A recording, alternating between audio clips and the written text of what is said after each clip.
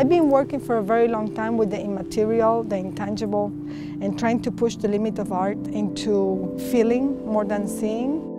It only comes alive when you intentionally want it to come alive. My name is Tania Bruguera. I'm an artist and an activist, and I try, hopefully with my work, to transform audience into active citizens. Hopefully when people arrive to a Turbine Hall, they will think that nothing has changed, that the building had no intervention at all. I want them to understand that things only change and happen in society when you intervene in them. A very important part of the Turbine Hall Commission has been the work with Tate Neighbours, which is a group of activists, artists, elders, young people who live in the SC1 zip code. In this case, it's the first project that is being conceived within the consultation and the creative input of the community. The community in Elephant and Castle is probably the most huge Latin American community in London.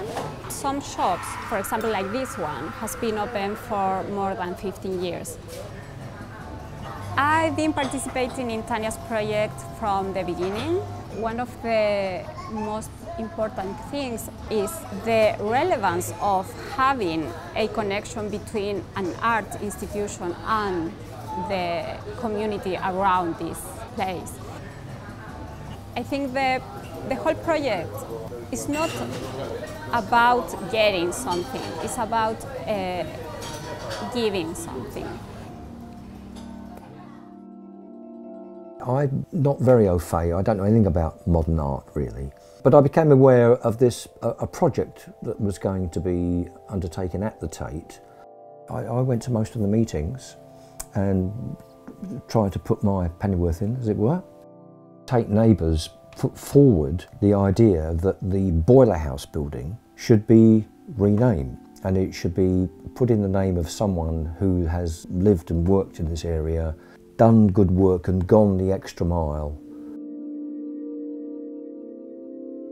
Natalie Bell is a wonderful, amazing activist. She has changed and empowered the life of young people, and we are thrilled to be able to bring to light the work she has done. We asked her, can you give us an example how really the work you do change the life of somebody? And then she came up with Yusuf. Yusuf is an amazing young man. He is from Syria. He fled because of the war. By the time he arrived here, he had nothing. I don't do things for people, I just open doors. It's up to people to go through or not.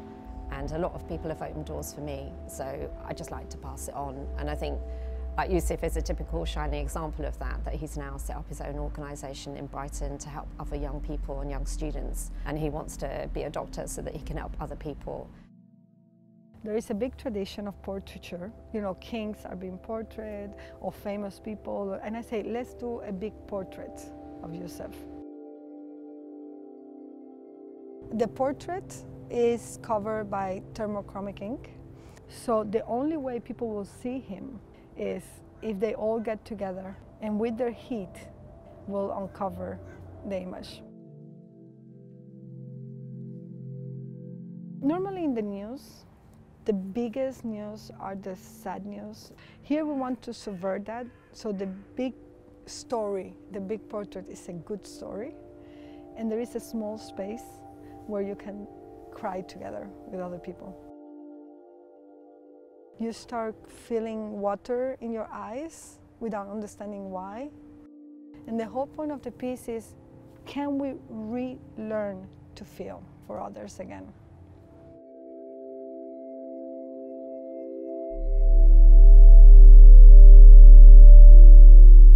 I've been collaborating with a wonderful artist called Nine.